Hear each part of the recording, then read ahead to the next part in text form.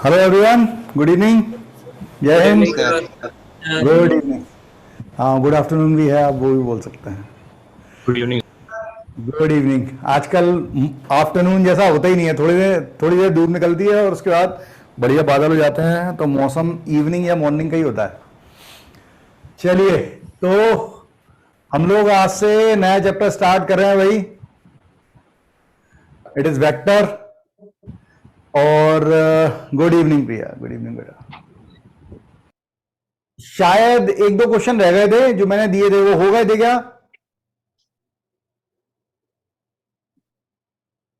शायद दो क्वेश्चन छोड़े थे ना। गुड इवनिंग धीरज। तो पता नहीं, देखे नहीं तो। ठीक है, तो एक बार देख लेना, फिर अपन डिस्कस करेंगे। ठीक है, तो हम बात कर रहे हैं वेक्टर की। बच्चों, सर वेक्टर लास्ट ध्यान। क्लास जय हिंद बेटा। सर लास्ट क्या? सर लास्ट क्लास में आपने कहा था लास्ट में डाउट लोगे। आज ले लोगे वो? कौन सा वाला डाउट? सर पता नहीं सर, आपने कहा था कि लास्ट में देखेंगे। डिफरेंशियल इक्वेशन का था। कुछ पूछना था तेरे को? Yes sir. हाँ, तो आखिरी में ले लेंगे, मुझे कोई दिक्कत नहीं। मुझे कोई दिक्कत नहीं, ठीक है। जो भी तेरे सर को पूछना हो पूछ लेना। हाँ, उस वाली पीडीएफ में तो है ही नहीं ऑर्थोगोनैलिटी वाले क्वेश्चंस जो आप कह रहे हो, आपने छोड़ दिए। नहीं यार, थे, मैंने भेजे हैं। एक मिनट रुक। खोल रखी है अभी इस पीडीएफ में तो। रुक जा, मैं देख लेता हूँ, ऐसा थोड़ी होगा। सर एक क्वेश्चन था बस। 3 क्वेश्चन ही थे, 2 अपन ने, एक मैंने बताया था, दूसरा तुमने कर लिया था, एक क्वेश्चन और होगा। बाकी उसमें डीपी में मिल जाएंगे, डीपी में बहुत क्वेश्चन डाले हैं उनने। वो ठीक है,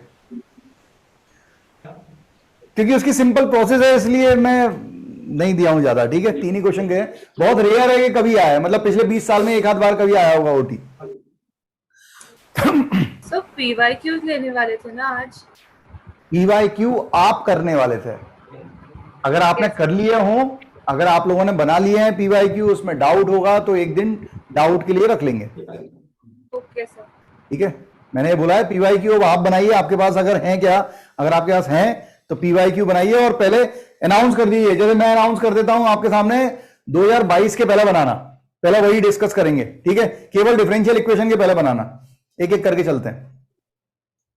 ठीक है, ओके सर। तो 2022 के बना लें। मंडे को क्लास होगी ना अपनी। आज कौन सा, वेडनेसडे है, फ्राइडे है? वेडनेसडे है ना? परसों भी क्लास है सर।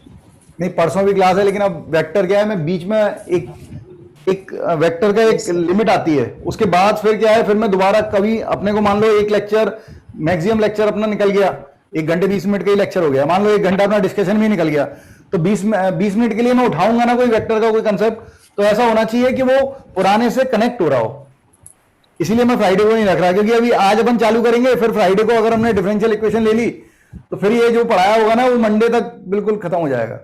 यस सर, फ्लो टूट जाता है ना? तो भाई चलिए, है। जो आगे वाले चैप्टर्स हैं ये फॉर्मूला बेस्ड ज्यादा है या फिर क्या कह सकते हैं चैप्टर्स? क्या कह सकते हैं, जैसे थोड़ा सा इसका फिनोमिना समझना जरूरी है, वेक्टर का फिनोमिना क्या है वो एक बार समझ में आ गया, बाकी मैक्सिमम चीजें फॉर्मूला बेस हैं। ठीक है, लेकिन 3D जब आएगी, वेक्टर के बाद जब 3D आएगा तो 3D में बहुत सारा लॉजिक उस तरीके का है जैसा 2D में होता था, कि 2D में एक बार आपने समझ लिया है चीजें, अब वैसी की वैसी जब भी कोई क्वेश्चन आएगा अपन को उसी तरह से सोचना है और आंसर आएगा। मतलब 3D फॉर्मूला बेस कम है as compared to vector. Okay sir. जैसे पैराबोला है, पैराबोला के फॉर्मूले वाले तुमने पढ़ लिया, लेकिन पैराबोला का कोई क्वेश्चन आता है तो पहले आपको डायग्राम जनरेट करना पड़ता है कि क्या हो रहा होगा, उसके बाद अपन सॉल्व कर पाते हैं कि भाई वो पैरामेट्रिक फॉर्म से हो रहा है या स्लोप फॉर्म से हो रहा है, क्या हो रहा है क्या नहीं। उसी तरह से 3D है। वेक्टर में ऐसा नहीं है, डॉट प्रोडक्ट है, उसके अपने प्रिंसिपल हैं, जब भी वो आएगा डॉट प्रोडक्ट कब आएगा तो मैं समझ में आएगा कि हाँ भैया इसमें डॉट प्रोडक्ट लगेगा, इसमें क्रॉस प्रोडक्ट लगेगा, इसमें वेक्टर डबल प्रोडक्ट लगेगा, सब अपने आप फिक्स हैं चीजें। आओ शुरू करें, लेकिन पहले बेसिक समझे।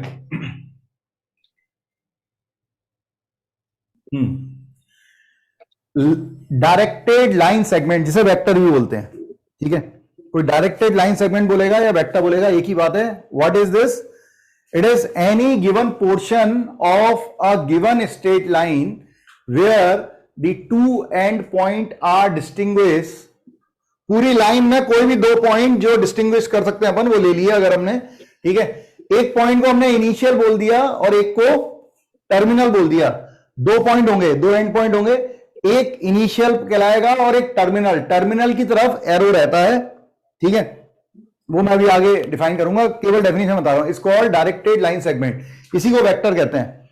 The directed line segment with initial point A and terminal point B, मतलब ए से बी की तरफ जा रहा है, ये बोल रहे हैं अपन, is denoted by the symbol, ये ऐसा बना होता है, ये एरो ये दिखा रहा होता है कि हम ए से, अब तक आपने क्या पढ़ा दिया बेटा, यही चालू किया है पहले, मतलब वेक्टर लिखा हुआ था इससे पहले वाली स्लाइड पे, और ये अभी चालू किया है। एरो बना हुआ है, एरो ये दिखा रहा है कि ए से चल रहे हो और बी की तरफ जा रहे हो। तो ए जो है वो इनिशियल पॉइंट है और बी जो है वो टर्मिनल या एंड पॉइंट है।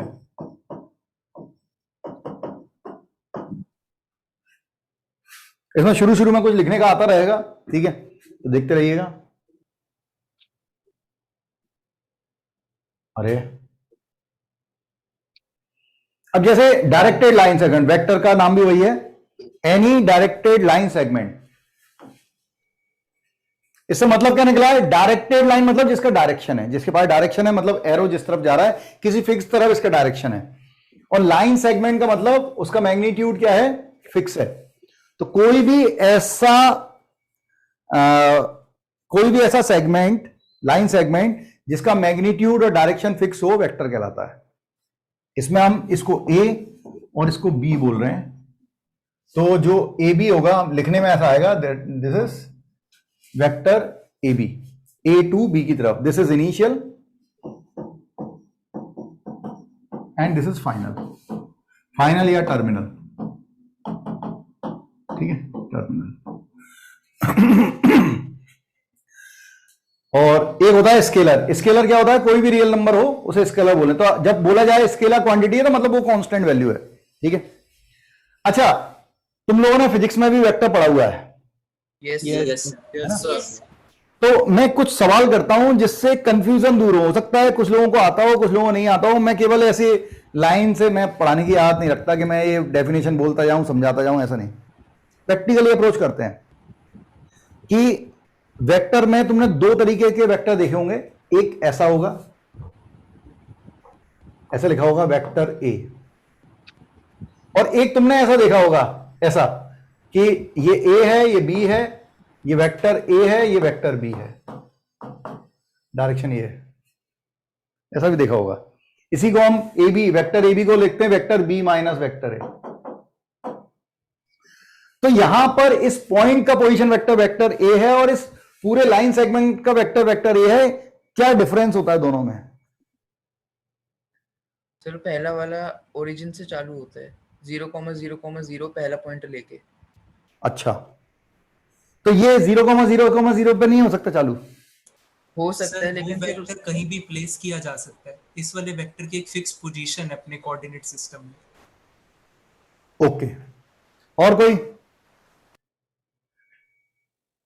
सर ए वेक्टर अलग डायरेक्शन में है और बी वेक्टर अलग डायरेक्शन में है, फिर उनको जब ट्रायंगल लॉस से करते हैं तो ए बी वेक्टर इस डायरेक्शन में आता है। नहीं, मैं डायरेक्शन, मैं तो ये कह रहा हूं यहां पर ये वेक्टर ए लिखा है, इस पॉइंट का पोजीशन वेक्टर, और यहां पर पूरी लाइन का पोजीशन वेक्टर वेक्टर ए है, बी से हमें मतलब ही नहीं है।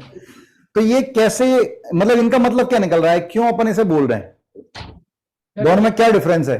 वैसे अपन कह सकते हैं कि ये पॉइंट का पोजीशन वेक्टर है और ये पूरे लाइन का पोजीशन वेक्टर है, लेकिन पॉइंट के पोजीशन वेक्टर से मतलब क्या होता है वो सीखना है। मतलब क्या है सब लोग समझे। जैसे मान लो ये ओरिजिन है, अगर पॉइंट का पोजीशन वेक्टर बोला गया है तो बेसिकली इसको अगर अपन ज्वाइन करेंगे, अगर हम इसको ज्वाइन करेंगे, हमें कहीं ना कहीं ओरिजिन ढूंढना पड़ेगा, ठीक है। बेसिकली पॉइंट का कोई पोजीशन वेक्टर होता ही नहीं है। ऐसा कोई भी पॉइंट नहीं बना जिसका पोजीशन वेक्टर होता हो। हमेशा लाइन का पोजीशन वेक्टर होता है, पॉइंट का नहीं होता। ओरिजिन को छोड़ दें तो, क्योंकि उसका कोई डायरेक्शन ही नहीं होता, वो मैं अभी बताऊंगा, ठीक है। नल वेक्टर कहलाता है, उसके बारे में बात करेंगे। लेकिन ओरिजिन, अगर कोई पॉइंट का पोजीशन वेक्टर बोला गया है तो अभी हमने कहा कि हर वेक्टर का अपना डायरेक्शन और मैग्नीट्यूड होता है। अब पॉइंट का कहां से डायरेक्शन आ गया? तो बेसिकली कोई पॉइंट वेक्टर होता ही नहीं है, भले हम लिखते हैं। इसका डायरेक्शन क्या होता है? ओरिजिन से इसे जो मिलाया जा रहा है, ये जो डायरेक्शन है, ये पॉइंट ए का डायरेक्शन है, ठीक है। और इसका मैग्नीट्यूड यहां से लेके यहां तक का जो इसका मैग्नीट्यूड है लाइन सेगमेंट का, that is the magnitude of vector A. Basically ये एक लाइन वेक्टर का ही पोजीशन वेक्टर है, क्योंकि हम कभी भी ए बी का अगर पोजीशन वेक्टर लिखते हैं तो vector B minus vector A लिखते हैं। तो अगर आप इसमें लिखेंगे वेक्टर ए माइनस वेक्टर 0 तो वो वेक्टर ए ही कहलाएगा, 0 तो लिखा ही नहीं आता। तो बेसिकली इस पॉइंट का जो पोजीशन वेक्टर है वही इस लाइन का भी पोजीशन वेक्टर है। सिमिलरली इस पॉइंट का जो पोजीशन वेक्टर है वो इसको ओरिजिन से मिलाने वाली लाइन का भी है। इसी से ट्राइंगुलर लॉ बना है कि this plus this equal to this, मतलब वेक्टर ए कोई भी दो डायरेक्शन में जो जा रहे हैं उनके अपोजिट में तीसरा डायरेक्शन चलता है। Vector A plus vector B ये सेम डायरेक्शन में जा रहे हैं, ये बराबर होगा, sorry vector A B, vector A B is equal to होगा वेक्टर बी। ठीक है, तो यहां से हम ए बी को निकालेंगे, so that is vector B minus vector A. अब फिर सर ये क्या है? ये फ्री वेक्टर है, it is called free vector. एक ऐसा वेक्टर जिसका मैग्नीट्यूड और डायरेक्शन फिक्स है। तुमने पढ़ा है, मैं स्टेटमेंट बोल रहा हूं, बताना। अभी हम पहले ही पेज सेकंड स्लाइड पे ही हैं, ठीक है? ये सबको समझ में आ रहा है अभी? है ना? हाँ, अभी हम कंफ्यूजन दूर करेंगे, बहुत सारे बेसिक आइडिया हैं। ठीक है प्रशांत, जो फ्री वेक्टर होता है, आपको यह पता है कि किसी भी वेक्टर का एक डायरेक्शन होता है और उसका मैग्नीट्यूड होता है। अगर मैं किसी वेक्टर का डायरेक्शन और मैग्नीट्यूड चेंज नहीं करूं तो वेक्टर चेंज नहीं होता। मैंने मैग्नीट्यूड रख दिया 2 मीटर का मैग्नीट्यूड है, ठीक है, और उसका डायरेक्शन कुछ भी दे दिया गया है, ठीक है।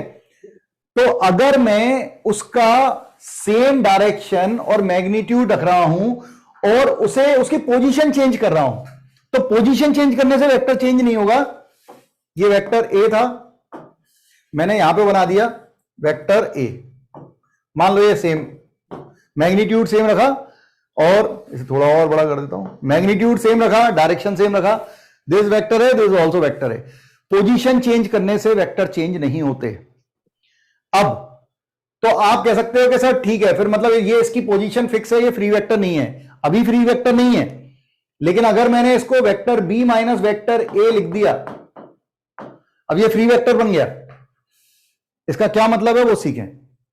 तुम्हें पता है ना आई कैप जे कैप, समझते हो? Yes sir. ठीक है बेटा, तो जैसे मान लो कि ये सब मैं एक्स्ट्रा बता रहा हूं, इसमें भी आएगा धीरे धीरे। ठीक है प्रिया, जैसे आपने यहां पर ये मान लो ये 1 1 2 3 4 1 2 3 4 5, मैंने मान लो 1,1 लिया। दिस इज 1,1 मतलब आई कैप प्लस जे कैप। ये पॉइंट ए था, ये इनिशियल पॉइंट था। फिर हमने एक पॉइंट ले लिया, मान लो 3,5 मतलब 3 आई कैप प्लस 5 जे कैप। इन दोनों को ज्वाइन कर दिया, तो हम कहेंगे कि what is this is B point, what is A B. So now vector A B is vector B minus vector A. तो vector B minus vector A, 3i minus i, it is 2i, and 5i minus i is 4j, sorry 5j minus i is 5j minus j is 4j। अब जैसे ही मैंने इसको लिख लिया, अब ये free vector है, इसका मतलब मैं इसे यहां से उठा के यहां पर कहीं भी रख दूं। इसका मतलब है कि अगर मैं इसको यहां से उठा के यहां पर रख देता हूं, बिल्कुल सेम डायरेक्शन सेम रखता हूं, मैग्नीट्यूड सेम रखता हूं, मान लो ना डायरेक्शन में थोड़ा सा चेंज हो गया, ठीक है, बुरा ना मानो, भूली नहीं है लेकिन बुरा ना मानो फिर भी, ठीक है। मान लेते हैं ऐसा, मैं डायरेक्शन दे देता हूं, ये डायरेक्शन है। अब मैंने यहां पे अपने मन से कुछ भी लिख दिया, 4i cap plus 8j cap, and we can say 6i cap plus 10j cap, नहीं 10 नहीं 12j कैप। अभी भी आप देखोगे तो b माइनस ए यही बन रहा है, यस सर। ठीक है। तो लेकिन पोजीशन चेंज हो गई, यहां से उठा के यहां आगे बढ़ा रहे हैं अपन, इसके पोजीशन पॉइंट चेंज हो गए। तो हम फ्री वेक्टर क्या है, फ्री वेक्टर को हम मूव करा सकते हैं। अगर एक बार वेक्टर का डायरेक्शन और मैग्नीट्यूड फिक्स हो गया, अब आप उसे कहीं भी ले जाएं। इसका मतलब है कि जब हम किसी पॉइंट को रिप्रेजेंट करते हैं बच्चों, जब भी हम किसी पॉइंट का पोजीशन वेक्टर निकालते हैं, तो तब तक वो एक फिक्स पॉइंट पे होता है। लेकिन जब हम लाइन का पोजीशन वेक्टर बोलने लगते हैं तो उसके आगे जो आई कैप जे कैप दिख रहा है वो आप कहीं भी मूव करा सकते हो, उसे कभी भी ओरिजिन पे पुट कर सकते हो। मतलब मैं चाहूं तो इसको ओरिजिन पे भी रख सकता हूं, मैं ऐसे ऐसे ना बना के ऐसे बना दूंगा इसको। This is 0 I cap plus 0 J cap and this is 2 I cap plus 4 J cap. this and this they all are same, they all are free vector। हम कहीं भी मूव करा सकते हैं इसे, because 2i plus 4j is a free vector. अगर आपको पूरा वेक्टर दिया है तो आपको बोलेगा, अगर आपको वर्टेक्स बोलेगा, अलग से बोलेगा कि ट्राइंगल है उसकी vertex this i cap j cap, this i cap j cap है, this i cap j cap है, तो समझ लेना वो पॉइंट के पोजीशन वेक्टर बोल रहा है। अदरवाइज आपसे साइड के बोलेगा कि साइड का पोजीशन वेक्टर ये है, तो वो फ्री वेक्टर बोल रहा है, वो लाइन वेक्टर बोल रहा है। ठीक है, तो एक होता है लाइन वेक्टर, एक होता है पॉइंट वेक्टर। पॉइंट वेक्टर का मतलब होता है ओरिजिन से ज्वाइन करने पर जो उसका डायरेक्शन है वो उस पॉइंट का डायरेक्शन है, और उसका जो मैग्नीट्यूड है, मतलब इसका जो मैग्नीट्यूड है वो बेसिकली ओरिजिन से इसको ज्वाइन करने पर जो लगा है वो मैग्नीट्यूड है। यहां तक क्लियर है? Yes sir. हाँ, ये सब समझाने के लिए था, टेंशन ना लेना, बस इसको देख लेना और इसको देख लेना डेफिनेशन। फ्री वेक्टर जो मैंने अभी समझाया, फ्री वेक्टर आप पढ़ के देखोगे आपको समझ में आएगा। If a vector can be translate anywhere in space without changing its magnitude and direction, मतलब उसकी लोकेशन अगर हम चेंज कर रहे हैं, डायरेक्शन और मैग्नीट्यूड चेंज नहीं कर रहे, then such a vector is called free vector. In other word, the initial point of the free vector can be taken anywhere in the space keeping its magnitude and direction same। Clear? Yes sir. ठीक है, हाँ ये PDF में मिल जाएगा, बस समझते चलो कि क्या है। अभी अगर आप लिखने में ही लग जाओगे तो फिर गड़बड़ है।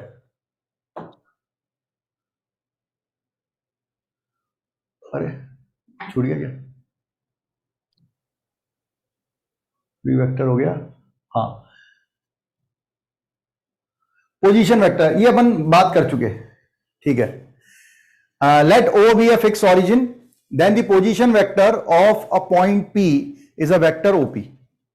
मतलब ऑरिजिन के अबाउट जब अपन किसी पॉइंट को डिफाइन करते हैं, ये ऑरिजिन था, 3 डायमेंशन ही बना सकते हैं, तो इसकी जो भी पोजीशन होगी with respect to origin, suppose that it is A I cap plus B J cap. So this A I cap plus B J cap is basically position vector of OP, vector OP. So vector this minus this, it is also A I cap plus B J cap। मतलब अगर किसी point को origin से join करते हैं तो उस line का जो पोजीशन वेक्टर होता है वही उस पॉइंट का भी पोजीशन वेक्टर होता है। तो OP vector, if vector A and vector B are the position vector of 2 point, vector A and vector B are the position vector of 2 point. ये बकवास सा हो गया, हमने बहुत बार देख लिया ऐसे।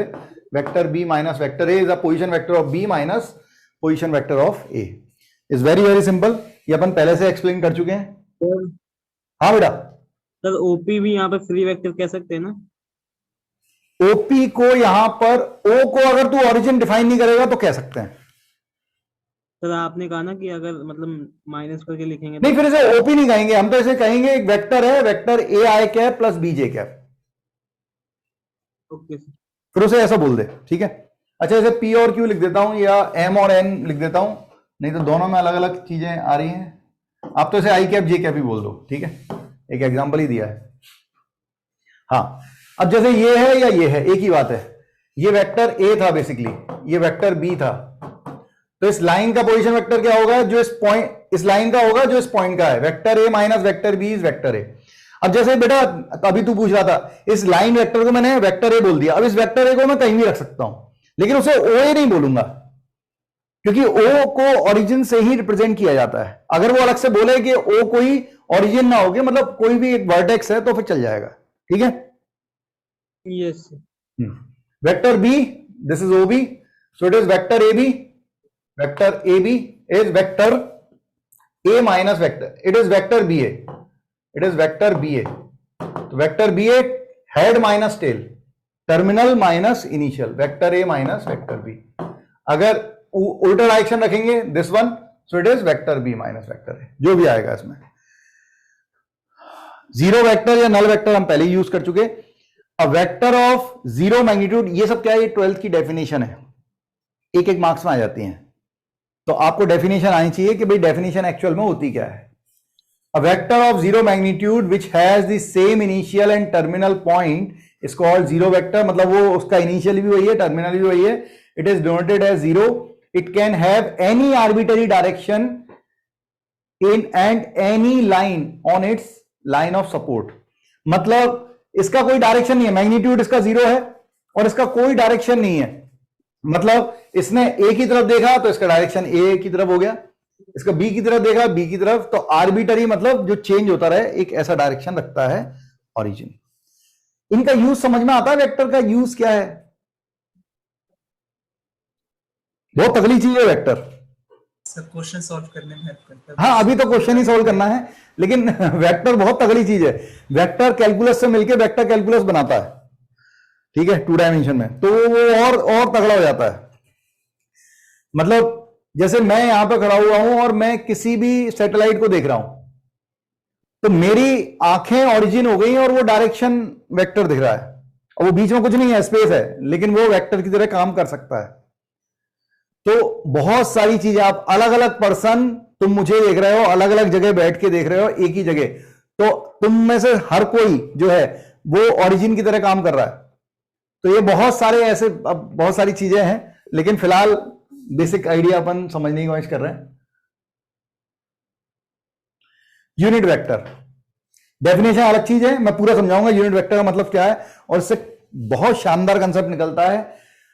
A vector whose magnitude is unity and direction is same as that of the given point, given vector a cap. Modulus of a is nothing but magnitude. ठीक है, वेक्टर अपने। अब फिनोमेना क्या है, जो डेफिनेशन है, फिनोमेना को समझो, ठीक है भाई, बातों में मत लग, आगरा सेंटर में बता दे रहा हूं, कुछ भी नहीं चमकेगा, नहीं तो 2 लेक्चर के बाद को समझ में नहीं आ रहा होगा, 2-3 लेक्चर के बाद, और या फिर सबको समझ में आ रहा होगा, सब क्वेश्चन बन रहे होंगे, नहीं तो जो दोस्त है ना, बस वही तेरे को कुछ समझा पा रहा होगा, तू तो उसे कुछ नहीं समझा पाएगा।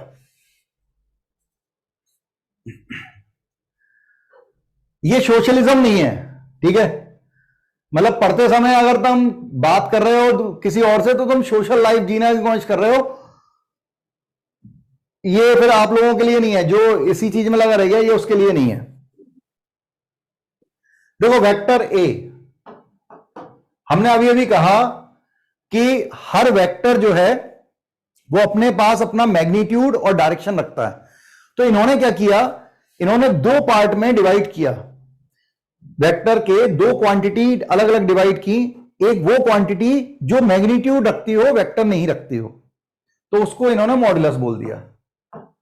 एक ऐसी क्वांटिटी जो वेक्टर रखती है, मतलब मॉड्यूलर मैग्नीट्यूड रखती है, किसी वेक्टर का मैग्नीट्यूड, मतलब ये लाइन सेगमेंट का यहां से यहां तक का मैग्नीट्यूड रखता है, ये डायरेक्शन नहीं रखता है।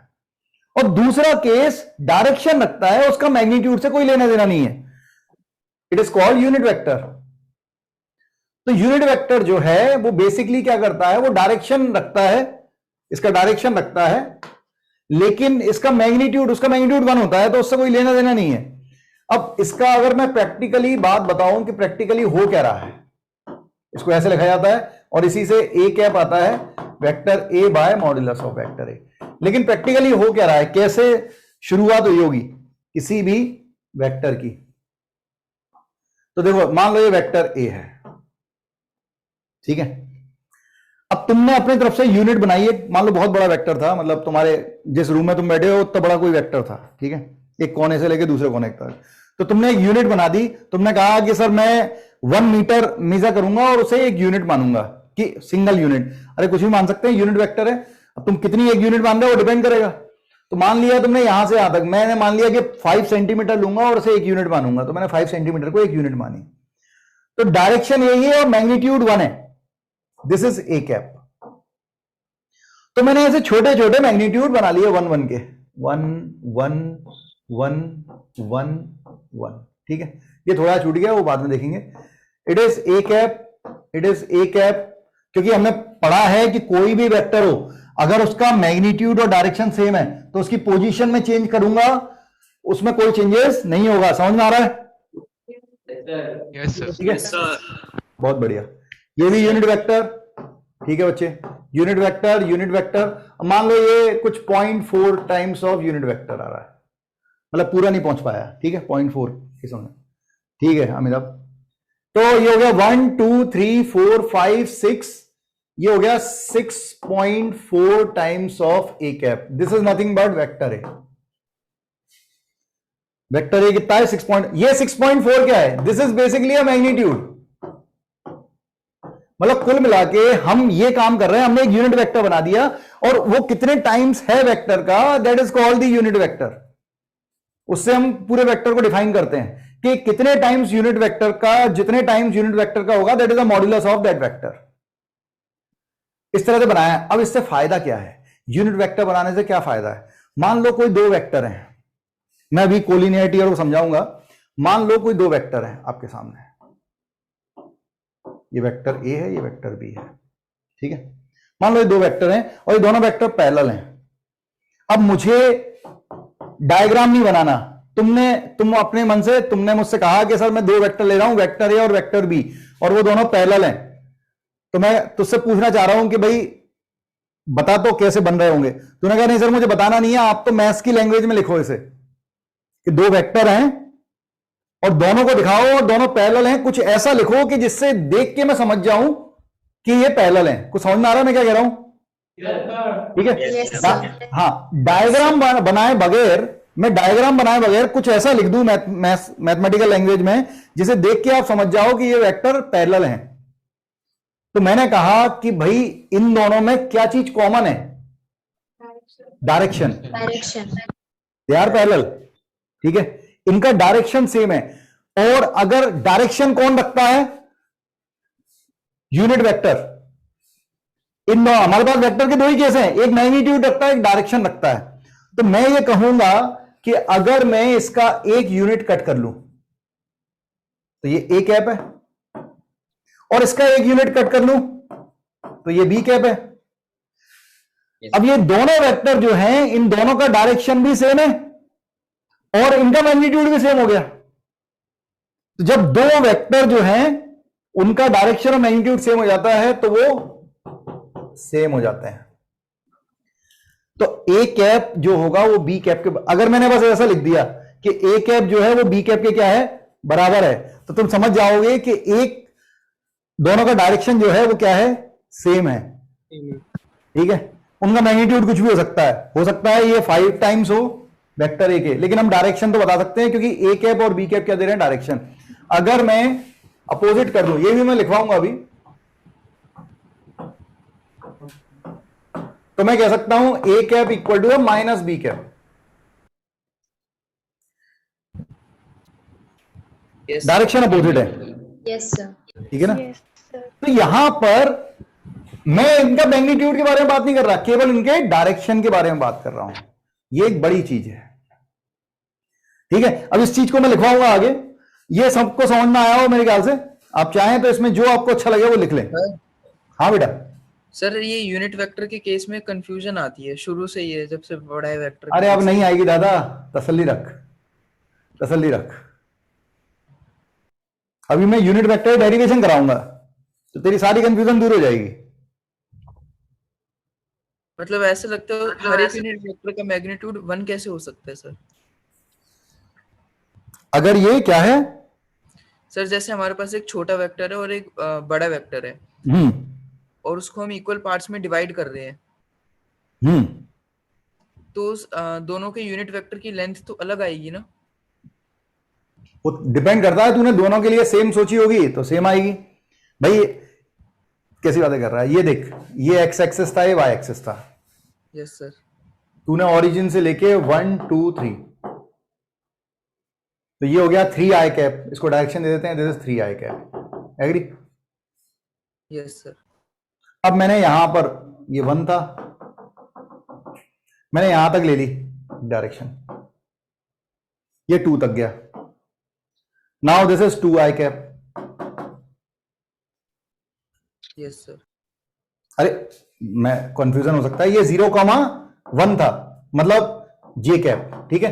और ये पॉइंट क्या होगा 2i प्लस जे, यस 2i प्लस जे, तो दोनों को दिस माइनस दिस करेंगे तो फिर से 2i आ गया। अब ये 2i कैप है, ये 3j कैप 3i कैप है, दोनों का यूनिट वेक्टर क्या है आई कैप, i कैप है, क्यों नहीं होगा बराबर? ठीक है सर। जो मतलब ये है यूनिट वेक्टर बराबर होंगे, उनका डायरेक्शन सेम हो गया, डायरेक्शन उनका ऑलरेडी सेम है, और अगर आप उसे क्या कह देते हैं मैग्नीट्यूड सेम कर दिया, दोनों को 1 कर दिया, तो वो दोनों सेम होंगे।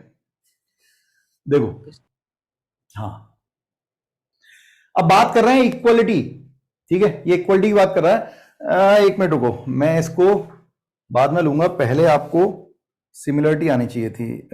ये भी ठीक है, ये भी ठीक है, ट्राइंगुलर लॉ वगैरह ठीक है, ये मैं आपको बता दूंगा। कोलिनियरिटी का केस आना चाहिए था पहले,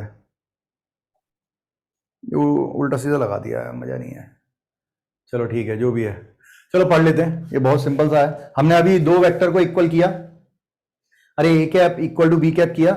to vectors are said to be equal if they are of same length, same और पैरेलल सपोर्ट मतलब direction, and same sense. Same sense मतलब लाइन ऑफ सपोर्ट, देखो तीन चीजें होती हैं, ठीक है, एक होता है जैसे, अरे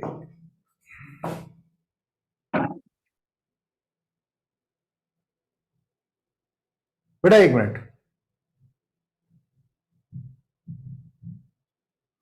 हाँ, जैसे एक होता है ये वेक्टर ए है और ये वेक्टर बी है, ठीक है, तो ये लाइन ऑफ एक्शन, ये जो दोनों के बीच की जो डिस्टेंस है, ये अगर कांस्टेंट है तो हम कहते हैं ये सेम लाइन ऑफ एक्शन पे है, ठीक है, और उसके बाद डायरेक्शन भी आता है, तो अगर ये सेम एरो लगा है तो मतलब डायरेक्शन सेम है, मतलब सेंस सेम है, और अगर अपोजिट में लगा दिए तो अपोजिट सेंस है, ठीक है। तो तीन चीजें हैं, एक है मैग्नीट्यूड, अगर दो वेक्टर की मैग्नीट्यूड सेम हुआ, ये वेक्टर ए है, ये वेक्टर बी है, ठीक है, सेम और parallel support, line of action या सपोर्ट मतलब इन दोनों के बीच की डिस्टेंस क्या चल रही है, सेम चल रही है, दूसरा केस। तीसरा सेम सेंस या अपोजिट सेंस, मतलब लाइक और अनलाइक। सेम सेंस मतलब डायरेक्शन सेम है, अपोजिट सेंस मतलब डायरेक्शन अपोजिट है, ठीक है। तो हमसे कहा गया है इक्वल कब होगा, जब दोनों का मैग्नीट्यूड सेम होगा, दोनों के लाइन ऑफ डायरेक्शन सेम होगा, और साथ में दोनों का सेम सेंस होगा, मतलब डायरेक्शन भी सेम होगा, तो हम कहेंगे वेक्टर ए इक्वल टू होगा वेक्टर बी, ठीक है। लाइन ऑफ एक्शन मतलब, लाइन ऑफ एक्शन मतलब जिस लाइन को वो फॉलो कर रहे हैं वो लाइन ऑफ एक्शन कहलाती है। तो अगर सेम लाइन ऑफ एक्शन है, मतलब ये अगर इस लाइन पे है तो इन दूसरा वेक्टर के बीच में या तो सेम डिस्टेंस होगी दोनों वेक्टर की, या जीरो होगी, मतलब दोनों या तो सेम लाइन में होंगे या दोनों पैरेलल होंगे, मतलब दे आर कोलिनियर। कोलिनियर के लिए बोला जाता है कि कोलिनियर, दो वेक्टर कोलिनियर है, इसका मतलब वो पैरेलल भी हो सकते हैं, और कोलिनियर जैसे स्ट्रेट लाइन होती है 2 डायमेंशन में, तो 2D में हम कहते थे दोनों लाइनें क्या हैं, पैरेलल हैं, और अगर दोनों ओवरलैप करती है तो हम क्या कहते थे कि वो कोइंसिडेंट है, ठीक है। लेकिन इसमें ऐसा नहीं होता, इसमें अगर दो वेक्टर, मैं केवल ये बोलूंगा कि वेक्टर ए, मैं ऐसा बोलूंगा line vector A is collinear with vector B, तो इसका मतलब ये भी हो सकता है और इसका मतलब ये भी हो सकता है। क्यों? क्योंकि ये दोनों फ्री वेक्टर हैं, और अगर वेक्टर ए फ्री वेक्टर है तो ये कहीं भी मूव कर सकता है इस डायरेक्शन में, आगे पीछे ऊपर नीचे कहीं भी चला जाएगा, तो चाहेगा इसके बराबर आ जाएगा, ठीक है, अरे इसके साथ भी हो सकता है, इसके पैरेलल भी हो सकता है। तो अगर दो वेक्टर कोलिनियर होते हैं तो वो पैरेलल भी हो सकते हैं और एक ही लाइन में भी हो सकते हैं, because they are free vector. अरे ठीक है ना, आगे बढ़े। Yes sir. सर आपने जो सेम सपोर्ट वाली बात करी है लाइन ऑफ एक्शन, हाँ, ऐसा कोई केस हो सकता है जिसमें मैग्नीट्यूड भी सेम हो और डायरेक्शन भी सेम हो? लेकिन वो इक्वल वेक्टर ना हो। नहीं, हम सेम सपोर्ट की बात तब करते हैं जब वो लाइनें पैरेलल हो। अगर कोई दो वेक्टर को हमें पैरेलल बताना है लेकिन कोलिनियर मतलब कोइंसिडेंट नहीं बताना, उसके लिए हम कहते हैं वो सेम सपोर्ट में है। ओके सर, ठीक है। ठीक है, इसका मतलब डायरेक्शन इक्वालिटी का तो कोई लेना देना नहीं है। डायरेक्शन का कोई लेना देना नहीं है। Equality sir. हाँ, इक्वालिटी से डायरेक्शन का लेना देना तभी होगा जब मैग्नीट्यूड और सपोर्टिंग सेम हो जाएगा। जैसे अपन सपोर्ट को भूल भी जाएं, वो सपोर्ट के केवल पैरेलल के लिए यूज होता है, लेकिन दो वेक्टर अगर इक्वल हैं तो उनका डायरेक्शन और मैग्नीट्यूड सेम होना चाहिए। अरे एक वेक्टर दूसरे वेक्टर के, एक वेक्टर रखता क्या है, अपना खुद का डायरेक्शन रखता है, अपना मैग्नीट्यूड रखता है। तो अगर दो वेक्टर के डायरेक्शन सेम हो गए, मैग्नीट्यूड सेम हो गए, तो फिर वो दोनों वेक्टर इक्वल हो जाएंगे। जैसे ये दिया हुआ है, ट्राई करें क्वेश्चन।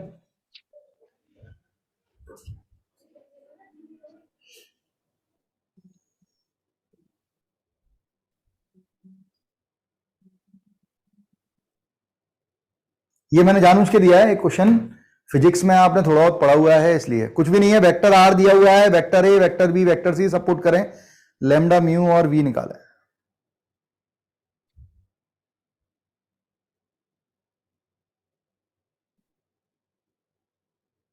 मुझे ऐसा क्यों लग रहा है ये गलत जगह गलत पोजीशन पे है? क्या है, सिंक्रोनाइजेशन गलत हुआ है। एक मिनट बच्चों, इसके नीचे नहीं आना चाहिए था, ये कोलिनियर के नीचे आना था, ये कोलिनियर के नीचे आएगा। एक मिनट बच्चे,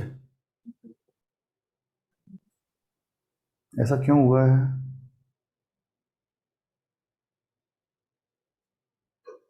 हाँ अभी ठीक है बच्चों, वो गलत दिया हुआ है, गलत जगह यूज हुआ है वो क्वेश्चन, कोलिनियर के बाद आएगा। मैं भी थोड़ा शॉक हो गया था। मैं रिपीट कर देता हूं एक बार। हमने अभी तक जितना पढ़ लिया, मैंने आपको सिंपल ये बताया है कि वेक्टर क्या होता है, लाइन वेक्टर और पॉइंट वेक्टर का मतलब क्या होता है, कोई वेक्टर इक्वल होते हैं उसका क्या मतलब होता है, और यूनिट वेक्टर क्या होते हैं।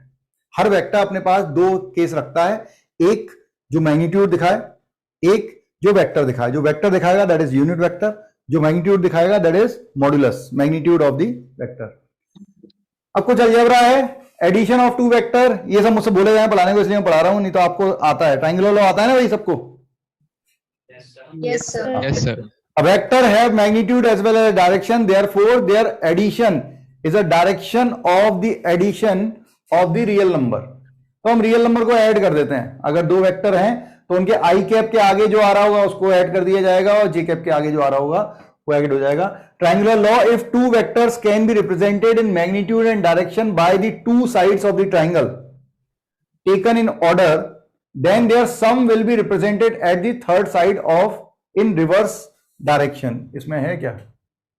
हाँ, जैसे अगर मैंने कह दिया कि ये वेक्टर, वैसे तुम्हें बता दूं कि हर दो वेक्टर अगर कोलिनियर नहीं होते, अभी कोलिनियर के बारे में भी डिटेल में पढ़ेंगे, कोई भी दो वेक्टर अगर कोलिनियर नहीं होते तो वो हमेशा किसी ना किसी ट्राइंगल की साइड को रिप्रेजेंट करने की कीमत, मतलब हिम्मत रख सकते हैं।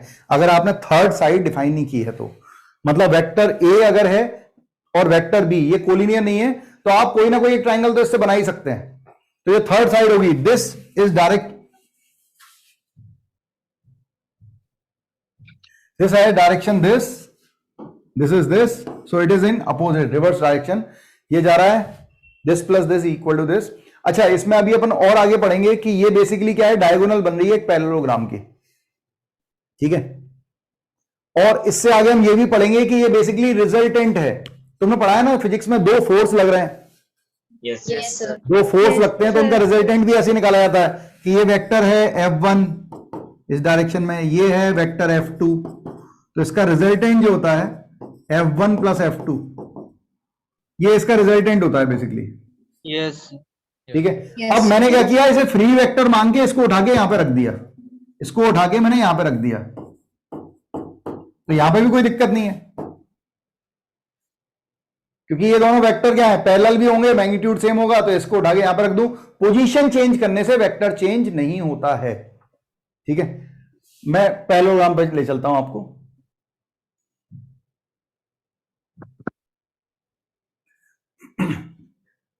the two vector be represented in magnitude and direction by the two adjacent side of a parallelogram, then their sum will be represented as the diagonal through the co-terminal point, co-initial point. इसका ये vector A था बेटा, ये vector B था. अब same magnitude का same direction में इसको उठा के मैंने यहां पर रख दिया, so it is also vector B. ये वेक्टर ए था, इसको ऐसे का ऐसा उठा के यहां पर रख दिया, इट इज वेक्टर ए. अगर आपने इसको ज्वाइन किया तो ट्राइंगुलर लॉ के हिसाब से this plus this is vector A plus vector B. Question आ चुका जेई मेंस में कि क्या किया था, वेक्टर ऐसा दिया था कि vector P 2i cap plus 3j cap, मुझे एग्जैक्टली याद नहीं है लेकिन ऐसा दिया था. Vector Q i cap plus 2j cap plus k cap are the vectors of the diagonals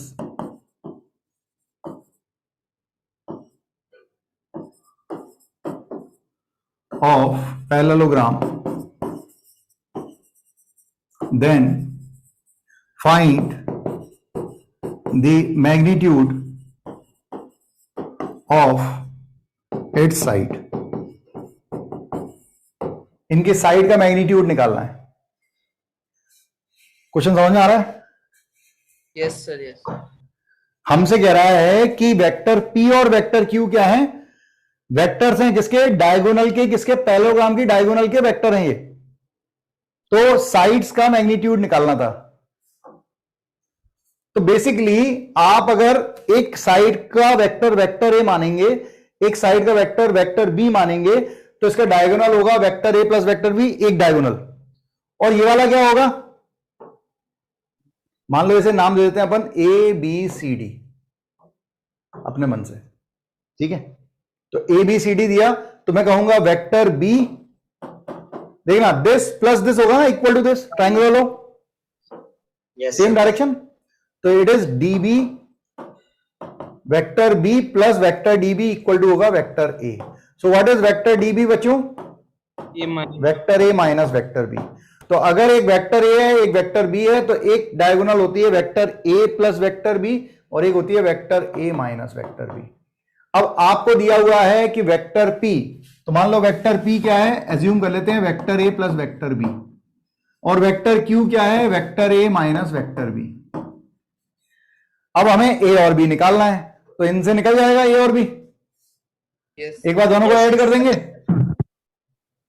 एक बार दोनों को ऐड किया, सो it is 3i cap plus 5j cap और k कैप बचा ही नहीं. तो यहां से वेक्टर ए आ जाएगा, उसके मैग्नीट्यूड ले लेंगे, दोनों को सब्ट्रैक्ट कर देंगे, तो दिस माइनस दिस करेंगे तो i cap plus j cap minus 2k cap.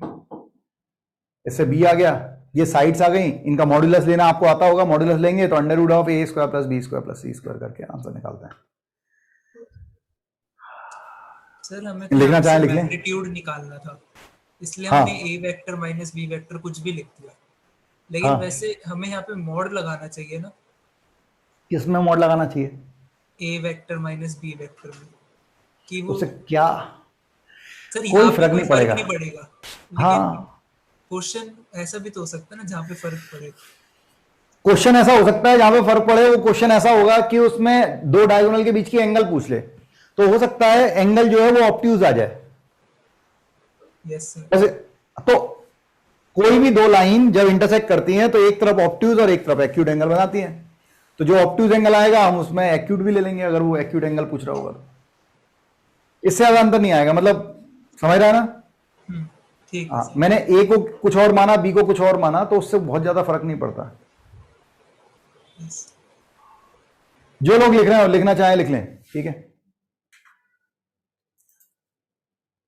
ठीक है.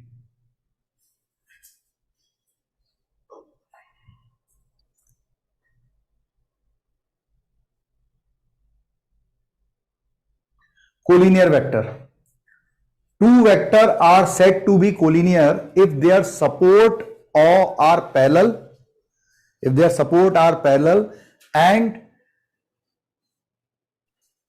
ये क्या लिख दिया, disregard to their direction. Disregard मतलब इतना भारी भरकम, ये या तो गलत हो सकता है, ठीक है।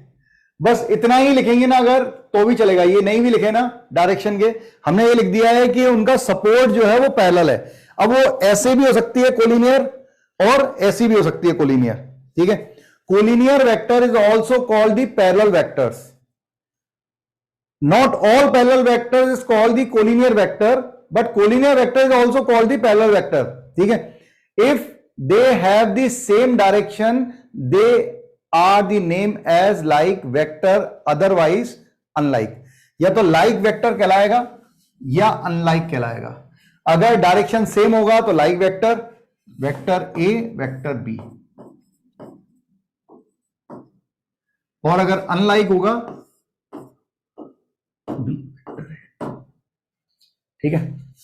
मैंने ये क्यों कहा कि सारे कोलिनियर वेक्टर पैरेलल होते हैं लेकिन all parallel vectors are not collinear, क्योंकि अभी आप इसी चीज को 2D में लेके जाएंगे। अगर आपने कोऑर्डिनेट ज्योमेट्री में चले गए तो चीजें बदल जाएंगी ना भाई। वेक्टर में नहीं बदलती, वेक्टर फ्री वेक्टर होता है, ये यहां पर कहीं भी लिख सकते हैं आप। तुम लोगों को समझ में आ रहा है ना? ये बहुत सिंपल सी चीजों के बारे में बात कर रहे हैं हम। सारे पैरेलल वेक्टर कोलिनियर क्यों नहीं होते? अगर तूने कोऑर्डिनेट, एक्चुअली क्या है, कोऑर्डिनेट ज्योमेट्री का कोई क्वेश्चन होगा और तूने उसे वेक्टर से बनाने की कोशिश की तो वो बन जाएगा, लेकिन वहां पे पैरेलल और कोलिनियर अलग अलग होते हैं। लेकिन वेक्टर में पैरेलल और कोलिनियर अलग अलग नहीं होते। इसीलिए मैं कह रहा हूं कि कोलिनियर जो है, कोलिनियर जब हम बोलते हैं इसका मतलब है कि सपोर्टिंग लाइन सेम हो गई। तो पैरेलल के लिए बस इतना ही चाहिए होता है कि सपोर्टिंग लाइन सेम हो, भले वो एक दूसरे को ओवरलैप करे चाहे कुछ हो। दो लाइनें अगर एक दूसरे के ओवरलैप कर जाती हैं तो भी वो पैरेलल तो कहलाती हैं।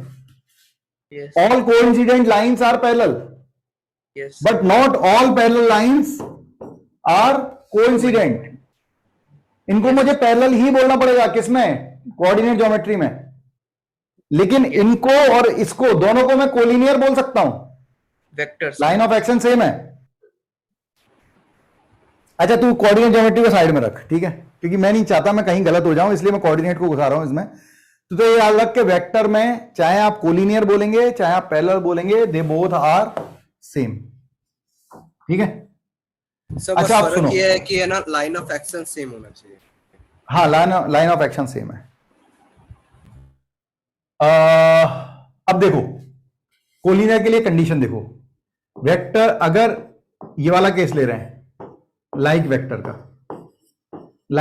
केस ले रहे हैं, पहला केस फर्स्ट, तो मैं कहूंगा ए कैप इक्वल होगा बी कैप के। इसमें किसी को समस्या तो नहीं सर, ठीक है। और इसको मैं ऐसे ही बोल सकता हूं, अरे तुम लोग ऐसे भी लिख सकते हो, कोई दिक्कत मत करना। वेक्टर ए, ये वेक्टर बी, यहां मान लो यहां से लेके यहां तक वेक्टर ए बी है, यहां से लेके यहां तक वेक्टर ए है, तो वेक्टर ए ऐसा भी हो सकता है, ऐसा भी हो सकता है, इसके ऊपर ओवरलैप भी करा सकते हैं, लेकिन डायरेक्शन सेम है। तो ए कैप इक्वल टू है बी कैप। और what is A cap? It is vector A by modulus of vector A. What is B cap? It is vector B by modulus of vector B. हमें modulus नहीं पता, हमें magnitude नहीं पता, हमें चाहिए भी नहीं। इसको इधर लेके आए तो वेक्टर बी, या इसको इधर लाए, कुछ भी कर लो, vector B modulus by modulus of vector A of vector A, ठीक है। अब क्योंकि हमें ये वैल्यू पता नहीं है तो इसको हम कुछ बोल देंगे, मतलब vector B equal to lambda times of vector A. तो अगर कोई दो वेक्टर कोलिनियर होते हैं तो किसी एक को दूसरे के टर्म में लैम्डा लगा के लिख सकते हैं। वो लैम्डा उसका मैग्नीट्यूड हो सकता है विथ डायरेक्शन। अच्छा, लैम्डा लिखा है तो ऐसा भी तो हो सकता है कि अगर सेकंड केस लेते जिसमें वेक्टर ए वेक्टर बी होता तो हम कहते हैं ना vector A cap equal to होता माइनस बी कैप। अरे समझ में आ रहा है? माइनस लैम्डा आ जाता है, ठीक है। Yes sir. तो यहां पर भी बेटा सब कुछ सेम होएगा बच्चों, कोई अंतर नहीं आ रहा। यहां पे मैंने ये लिखा vector B equal to minus modulus of vector B by modulus of vector A of vector A, ठीक है। अब इस पूरे को फिर से लैम्डा बोल दें या म्यू बोल दो, कुछ भी बोल दो, अपनी मर्जी। यहां पे म्यू की वैल्यू नेगेटिव है, यहां पे लैम्डा की वैल्यू पॉजिटिव है। तो अगर मुझे कुछ नहीं दिया होगा, अगर हमें डायरेक्शन कुछ नहीं था, अरे कभी नहीं देता, ये तो हम पढ़ रहे हैं बस, हमें डायरेक्शन वगैरह कुछ नहीं दिया, तुमसे केवल दो वेक्टर बोलेगा, एक वेक्टर ए देगा आई कैप जे कैप के कैप के टर्म में, दूसरा वेक्टर देगा, और दोनों में ये बोलेगा कि ये दोनों वेक्टर क्या हैं, कोलिनियर हैं। तो आप केवल इतना बोल दोगे कि vector if vector A is collinear with vector B, then vector B equal to lambda times of vector A. It may be lambda positive like vector होंगे, लैम्डा नेगेटिव तो अनलाइक होंगे। मेरे ख्याल से सब लोग एग्री होंगे? Yes sir. ठीक है। अब इसमें एक छोटा सा बात और देखते हैं। कभी ऐसा हुआ कि आपको वेक्टर ए दे दिया गया, वेक्टर बी नहीं दिया गया, वेक्टर ए, मैं तुमसे पूछ रहा हूं ये सवाल का जवाब बताना, वेक्टर ए नोन है, पता है, वेक्टर बी फाइंड करना है, modulus of vector be given है, ये भी गिवन है, ठीक है, और ये बोल रहा है कि वेक्टर ए कोलिनियर है वेक्टर बी के। तो कैसे निकालेंगे? क्वेश्चन समझ में आ रहा है? Yes sir. Yes. Vector A और वेक्टर बी कोलिनियर हैं, वेक्टर ए पूरा दिया है आई कैप जे कैप के कैप में, ठीक है, और वेक्टर बी हमें निकालना है जो इसके कोलिनियर है और मॉड्यूलस दिया हुआ है। मैं भी क्वेश्चन कराऊंगा, लेकिन एक जेन्युइनली आपके सामने सेंस बनना चाहिए। क्या समझ में आता है, क्या करें? सर वेक्टर ए से उसका यूनिट वेक्टर निकाल लेंगे, वेक्टर ए से यूनिट वेक्टर निकालकर उसको बिल्कुल मॉड्यूलस ऑफ बी के साथ मल्टीप्लाई कर देंगे। ठीक है, डन। हाँ, और कोई क्या बोल रहा था? सर मैं कह रहा था कि जैसे एक कोलिनियर है तो B vector lambda times of A vector होगा, तो दोनों तरफ मॉड्यूलस ले सकते हैं। देखो इसके दो तरीके हो सकते हैं। एक तरीका ये कि हमें पता है कि ए और बी कोलिनियर हैं, तो मैं vector B equal to lambda times of vector A लिख दूंगा, दोनों तरफ मॉड्यूलस लगा दूंगा, दोनों तरफ मॉड्यूलस लगाऊंगा, मॉड्यूलस ऑफ बी की वैल्यू पता है वो पुट कर दूंगा, मॉड्यूलस ऑफ ए की वैल्यू भी पता होगी क्योंकि वेक्टर ए पता है वो भी पुट कर दूंगा, उसे डिवाइड कर दूंगा, तो लैम्डा की जो वैल्यू आएगी, मॉड ऑफ लैम्डा की वैल्यू आ जाएगी, मॉड हटाएंगे प्लस माइनस आएगा। तो कभी कभी क्वेश्चन ऐसे होते हैं कि एक ही वैल्यू आ सकती है प्लस में या माइनस में, वो क्वेश्चन पे डिपेंड करेगा, लेकिन लैम्डा की वैल्यू प्लस माइनस में दो वैल्यू आ जाएंगी, वो लैम्डा की वैल्यू में यहां पर पुट कर देंगे तो हमें वेक्टर भी मिल जाएगा। ये यहां तक समझ में आया? Yes, sir. बता देना, मैं रिपीट कर दूंगा, मुझे कोई जल्दी नहीं हो रही, ये हम बहुत छोटी छोटी चीजें पढ़ रहे हैं अभी। अब दूसरा केस, जो दूसरा तरीका इसने बताया कि सर जब कोई वेक्टर दूसरे वेक्टर से कोलिनियर है तो उनका दोनों का यूनिट वेक्टर तो सेम होगा या अपोजिट डायरेक्शन में होगा, यही होगा बस।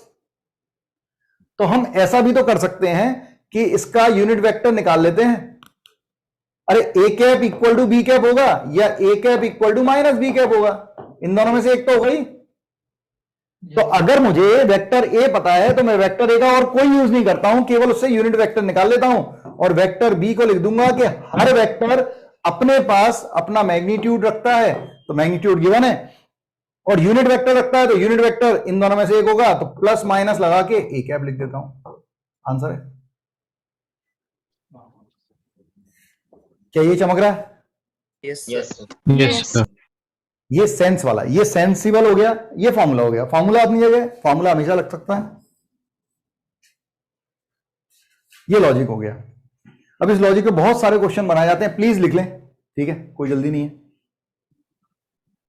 आप डेफिनेशन लिखें ना लिखें वो आपकी मर्जी है, आप 12th में हैं तो डेफिनेशन मुझे बतानी बहुत जरूरी है। ड्रॉपर बैच होता तो मैं डेफिनेशन उड़ा देता हूं, हम क्वेश्चन में ही देख लेते हैं।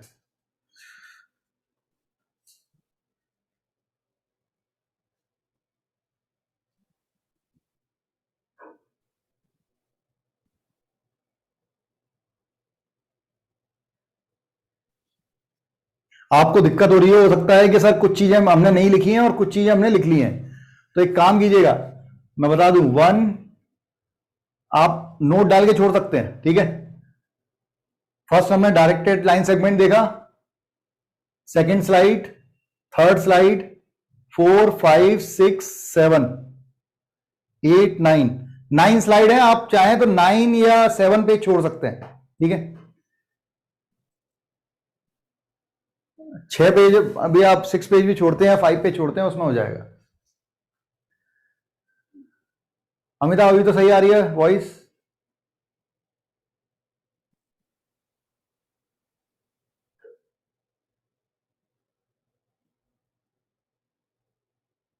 नहीं आ रही? क्यों, मेरी वॉइस गड़बड़ है क्या? No sir. No sir, clear है। बच्चे फिर देख, तू देख तेरी तरफ से क्या गड़बड़ हो रही है।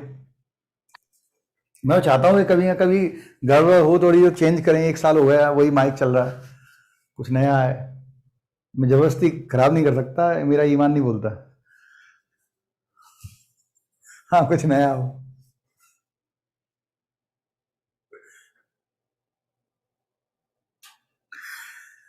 हो जाएगा, बताइएगा, आगे बढ़ेंगे।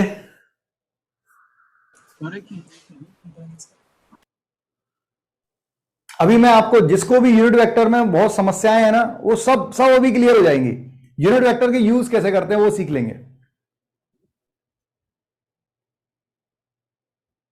सर बोथ साइड हम मॉड लगाते हैं क्या? तो फिर जब हम बोथ साइड मॉड लगाते हैं जो सर, तो जैसे तेरी आवाज तेरी ऐसे आती है, सर वो ओपन दोनों साइड, फिर गायब हो जाती है। तो फिर सर, फिर गायब हो जाती है। ऐसे तेरी आवाज आती है मेरे पास, मैं समझ ही नहीं पाता क्या बोल रहा है। 1 मिनट में देखता हूँ सर। 2 मिनट देख, आराम से देख।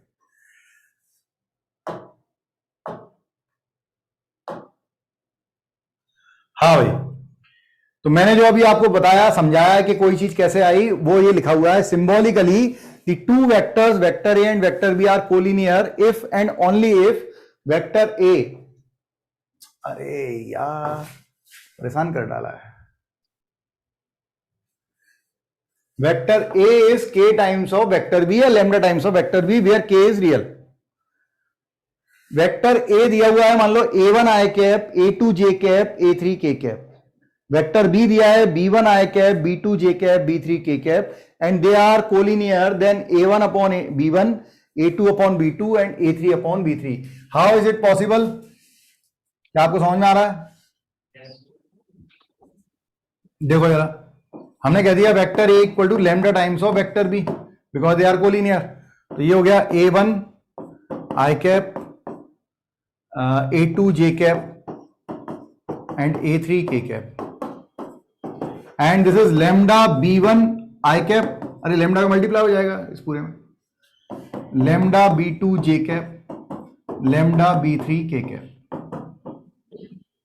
तो अब आई कैप को आई कैप से ही इक्वेट कर सकते हैं, जे कैप को जे कैप से, के कैप को के कैप से। ऐसा क्यों भाई? हाँ, ये भी बात।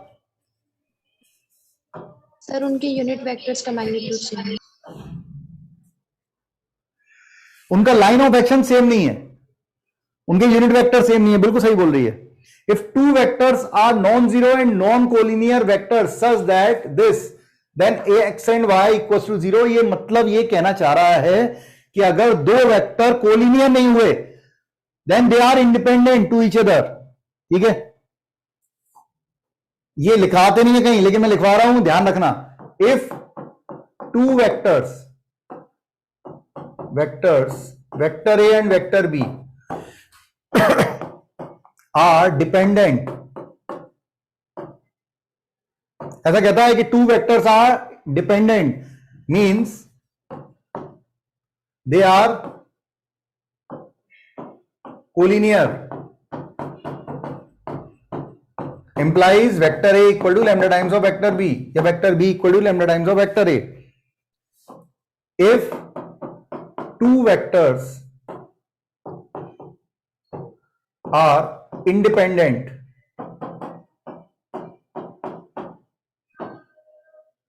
then vector A never be equal to lambda times of vector B, means non-collinear. इसीलिए हम कभी भी ऐसा नहीं लिख सकते, जैसे मैं लिख दूं कि 2i cap equal to 3j cap, मैं कभी नहीं लिख सकता, या 2j कैप नहीं लिख सकते, क्योंकि i कैप और j कैप क्या है? अपोजिट, मतलब डायरेक्शन ही अलग अलग है, कोलिनियर का केस नहीं है। तो इसमें ये जो बोल रहा है कि अगर कोई नॉन जीरो है और नॉन कोलिनियर है तो ये होगा। क्यों होगा ऐसा? क्योंकि हम बेसिकली कहना चाह रहे हैं कि x times of x scalar quantity है, x times of vector A equal to minus vector B. x का डिवाइड किया या नहीं भी किया, आप डिवाइड भी करोगे तो vector A equal to lambda times of vector B बन रहा है, और ये पॉसिबल ही नहीं है क्योंकि कोलिनियर नहीं है। दे आर इंडिपेंडेंट वेक्टर हैं, दोनों कोलिनियर नहीं है एक दूसरे के। तो ये दोनों बराबर कब होंगे? अगर कोई दो वेक्टर कोलिनियर नहीं है तब भी उनको लीनियर रिलेशन उनका बनाया जा रहा है, तो ये तभी बराबर हो सकते हैं जब इनके कांस्टेंट टर्म क्या होंगी? जीरो होंगी, मतलब कभी बराबर नहीं होंगे। सो constant term will be zero. और ये वो जो बात थी ये इसी से जुड़ी हुई है, इसलिए हम आई कैप को आई कैप से इक्वेट करेंगे। a1 equal to lambda b1, B cap अपने कोलिनियर वेक्टर से इक्वेट होगा तो a2 equal to lambda b2, और सी कैप मतलब k कैप से होगा। तो यहां से हम डिवाइड करेंगे तो a1 अपॉन b1 आ जाएगा लैम्डा, यहां से a2 अपॉन b2 भी लैम्डा आ जाएगा, इसलिए दोनों बराबर हो गए, और यहां से भी a3 और b3 लैम्डा आ जाएगा, इसलिए तीनों बराबर है।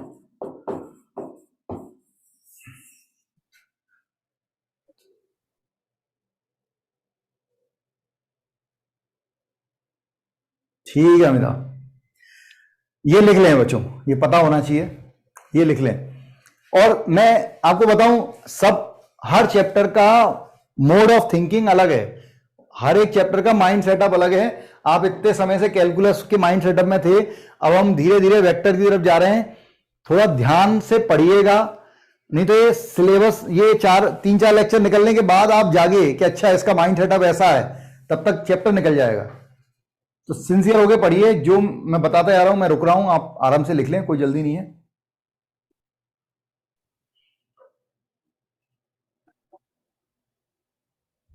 वेक्टर के बारे में अगर आप सुनना चाहें तो मैं आपको बताऊं, वेक्टर 3D के 2 क्वेश्चन, एक वेक्टर का एक 3D का 2 क्वेश्चन जरूर मिलेंगे आपको जेई मेंस में। 3 भी मिल सकते हैं, कुछ कुछ में 3 आते हैं, 2 तो आते ही हैं। और जेई एडवांस में 3 प्रॉब्लम मिनिमम मिलेंगे। वेक्टर 3D के 3 प्रॉब्लम हर बार आते हैं, इस बार भी शायद 3 आए या 4 आए होंगे।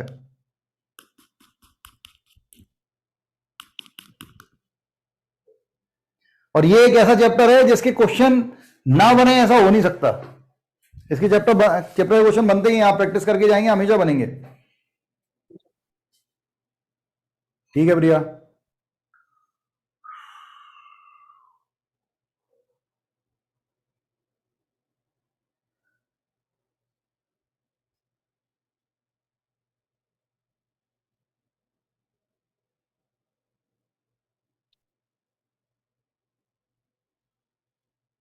ठीक है अजय,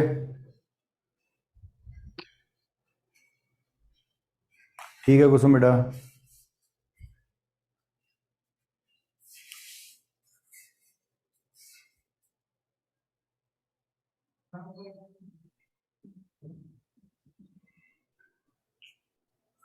ठीक है लक्ष्य, धीरज, भारती।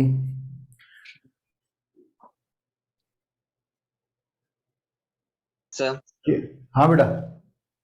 सर जब तक मेरा एक और डाउट था पूछूं डिफरेंशियल इक्वेशन से। नहीं बिल्कुल नहीं, वेक्टर के टाइम डिफरेंशियल इक्वेशन नहीं उठाएंगे। Okay sir. हाँ नहीं कर सकता बेटा मैं, ये चला जाएगा, ये गायब हो जाएगा। लिख लिया शायद सबने, क्वेश्चन करें, लिख लिया है तो बनाओ, अभी बनाओ।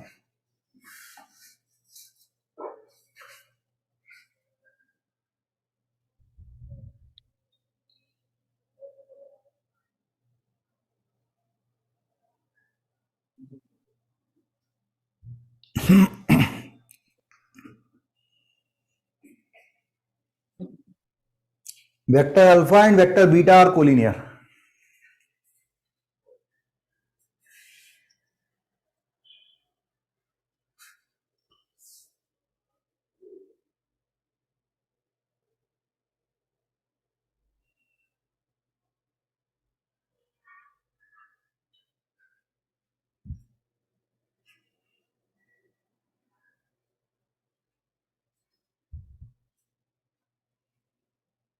ठीक है हार्दिक, देखते हैं।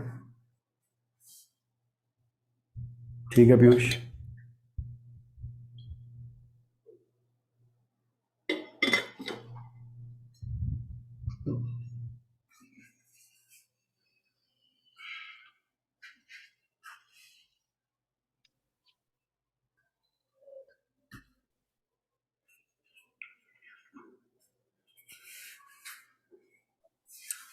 ठीक है ऋषभ, आयुष, लक्ष्य, कुसुम।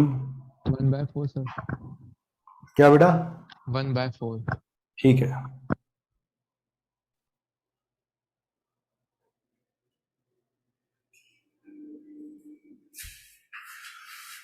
वेक्टर अल्फा जो है वो लैम्डा टाइम्स होगा वेक्टर बीटा के भाई।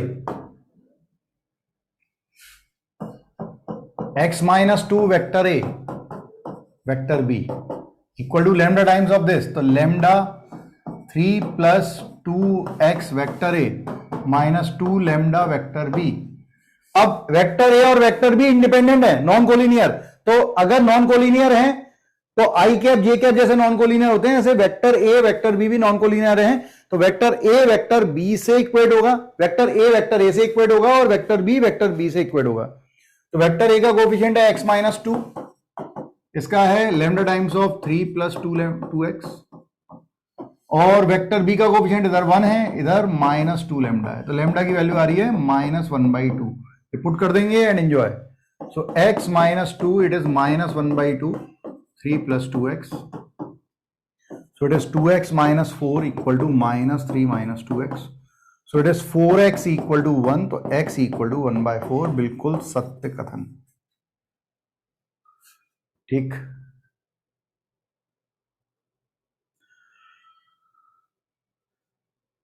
जो सिखाया वो लगा रहा हूं।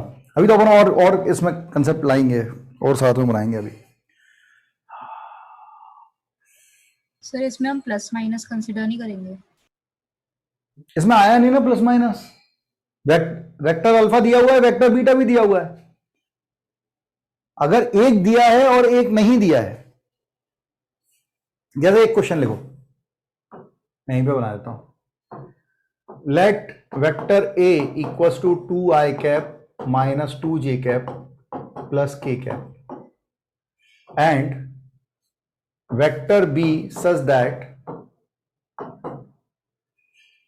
modulus of b equal to 2 and it is collinear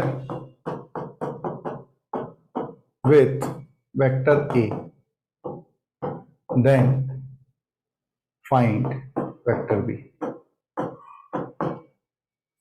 बनाओ, इसका मैग्नीट्यूड 2 है, ठीक है।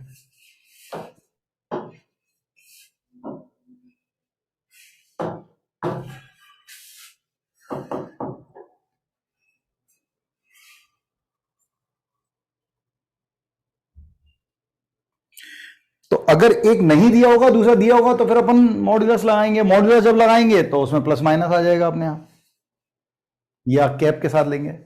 लेकिन दोनों दिए हुए हैं तो कुछ नहीं करना है, फिर तो जो आ रहा है सामने जो आ रहा है।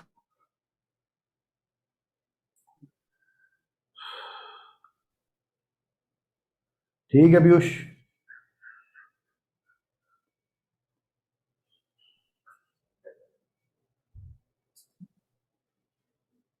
ओके। अजय एक बार चेक कर यार, कुछ गड़बड़ हो रही है।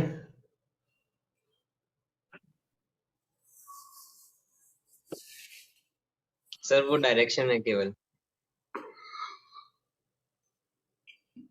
डायरेक्शन मैं तो आंसर वेक्टर बी पूछ रहा हूँ, मुझे तो वेक्टर बी चाहिए। वेक्टर बी बता दूं तो 2 से मल्टीप्लाई कर देंगे। नहीं, गलत है। कुछ थोड़ा सा गलत हो रहा है इसमें। 2i cap -2j cap + k cap है, ठीक है लक्ष्य। 2/√5 वेक्टर ए। अरे तीनों का सम कर दिया निकिता? नहीं निकिता नहीं, ऋषभ, तीनों का सम नहीं करते। मैग्नीट्यूड, अरे मॉड्यूलस निकालना आता है ना तुम्हें? समझ गया। हाँ, modulus of √of a1² + a2² + a3²।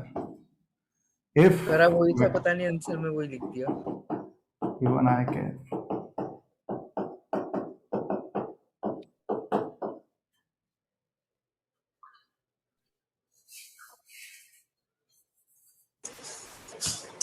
Sir ये वाली दिक्कत ना पिछले साल भी थी, अलजेब्रा में ये नहीं डिसाइड होता कौन सा क्वेश्चन नोट्स में आना चाहिए।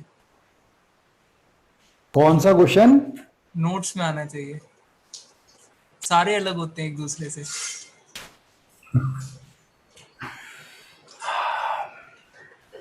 मेहनत का काम है यार सच में बनना।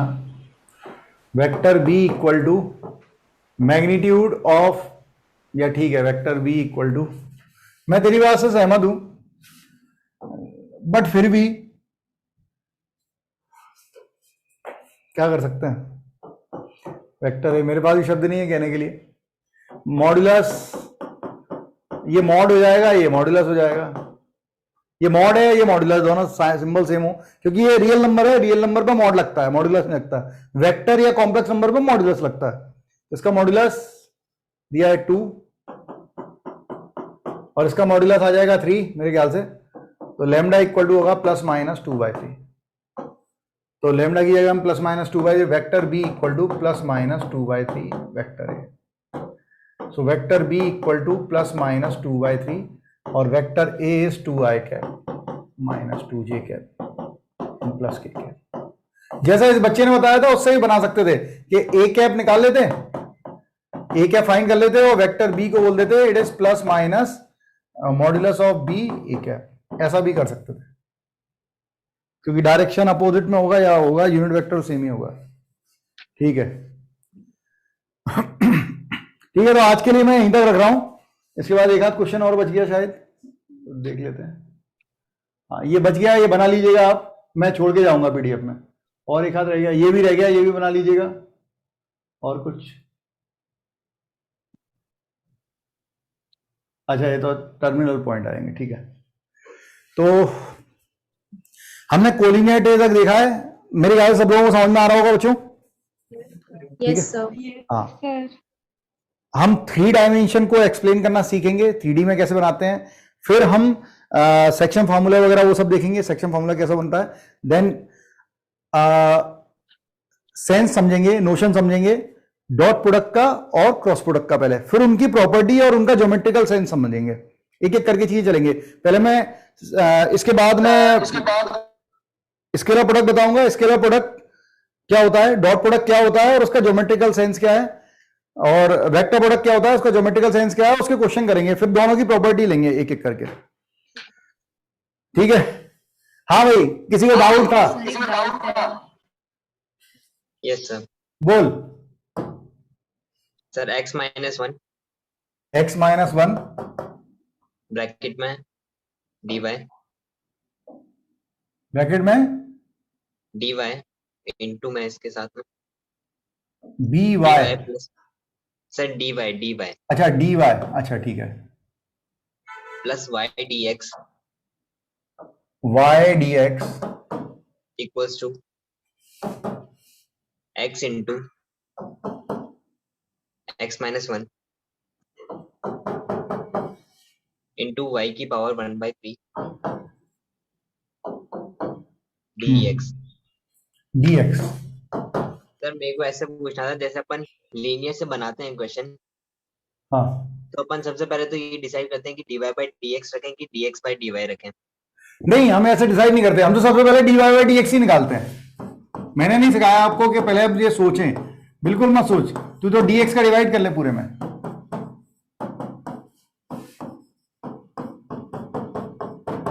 ठीक है, अब या तो तुझे लीनियर का पहला केस दिख जाएगा, नहीं दिखा तो फिर dy/dx को सिंगल बना ले।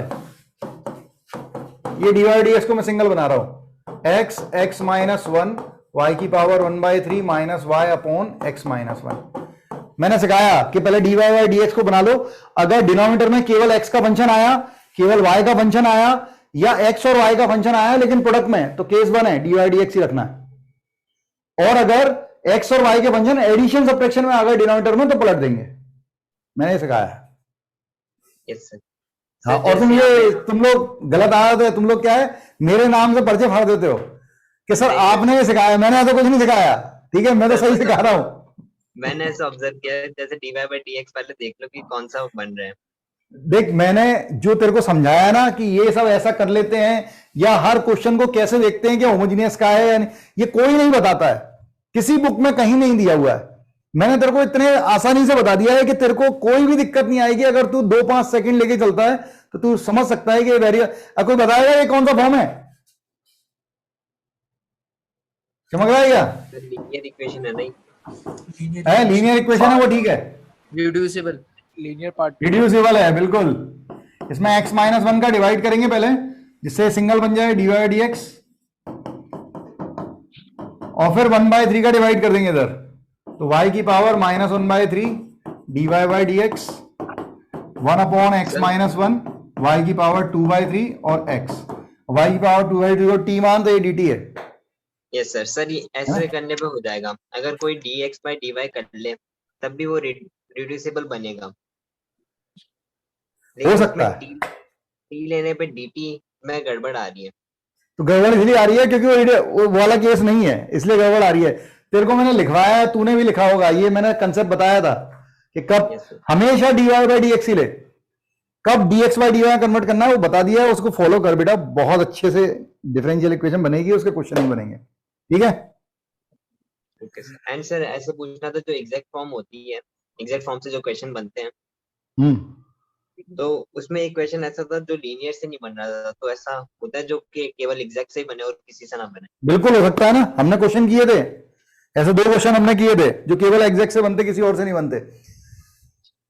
सूर्यांश क्या बोल रहा है? सर कैलकुलस के बाद इतनी आसान थ्योरी पढ़ने में प्रॉब्लम आ रही है। हाँ, हजम नहीं हो रही है, तो बहुत हल्का चल रहा है। हल्का नहीं है ये, कैलकुलस से बहुत हल्का है वेक्टर, लेकिन इसमें बहुत सारी चीजें याद रखनी पड़ेंगी। मैं कंबाइन करना सिखाऊंगा कि भाई कैसे याद रखते हैं, कि डॉट प्रोडक्ट दिख जाए तो डॉट प्रोडक्ट की प्रॉपर्टी क्या होती है, ये मैं बताऊंगा आपको कि डॉट प्रोडक्ट कब कब लगता है, ये कैसे याद रखें, वेक्टर प्रोडक्ट कब कब लगना है, कब कैसे याद रखें, वो मैं बताऊंगा, ठीक है। लेकिन भाई वेटेज देख, 2 चैप्टर है वेक्टर और 3D, 3 से 4 क्वेश्चन आते हैं, बहुत बड़ी बात है, बहुत बड़ा वेटेज है। आउट ऑफ 36 4 क्वेश्चन, यस एक अच्छा वेटेज है सर। हाँ सर कॉनिक्स में पैराबोला, अगर अपन बोलते हैं कि 2 पैराबोला आइडेंटिकल या इक्वल है, 2 पैराबोला आइडेंटिकल या इक्वल है, यस सर। सर तो उनका मतलब उनकी लेटेस्ट रेक्टम बराबर है? हाँ उनका a सेम है, तो वो स्मॉल a 4ax में, हाँ वो LR सेम है, ऐसा बोल सकते हैं, सही कह रहा है, बिल्कुल सही बोल रहा है। ठीक है बच्चों, thank you very much, bye. Thank you sir. Welcome बच्चे। हाँ हाँ जनेश क्या बोल रहा? अरे कोई कुछ बोल रहा है इधर क्या? सर हाँ सर, वो पूछना था कि मॉड और मॉड्यूलस डिफरेंट चीजें होती है। मॉड जो है वो किसी रियल नंबर के लिए लगता है, और मॉड्यूलस जो है वो वेक्टर 3D के लिए या कॉम्प्लेक्स नंबर के लिए बनाया गया है। दोनों में बोलने में वही, दोनों मॉड्यूलस हैं, दोनों ही मॉड्यूलस हैं। एक मॉड्यूलस फंक्शन है, मॉड्यूलस फंक्शन, जैसा मॉड्यूलस फंक्शन में अगर मॉड यूज कर रहे हैं तो बेसिकली रियल नंबर का मॉड है, क्योंकि हम रियल फंक्शन पढ़ते हैं। लेकिन वेक्टर में और कॉम्प्लेक्स नंबर में उसी मॉड्यूलस को मैग्नीट्यूड की तरह देखा जाता है उनके। Yes sir. ठीक है, ऐसा नहीं है कि मॉड अलग है मॉड्यूलस, दोनों ही मॉड्यूलस हैं, लेकिन नाम सेम होने से उससे कोई फर्क नहीं पड़ जाता। ठीक है, दोनों की चीजें फिनोमिना अलग अलग है। ठीक है बेटा, okay bye, good night Noida centre. सो गया, गुड नाइट बेटा, good night. Good night sir. सो गया था, चलो।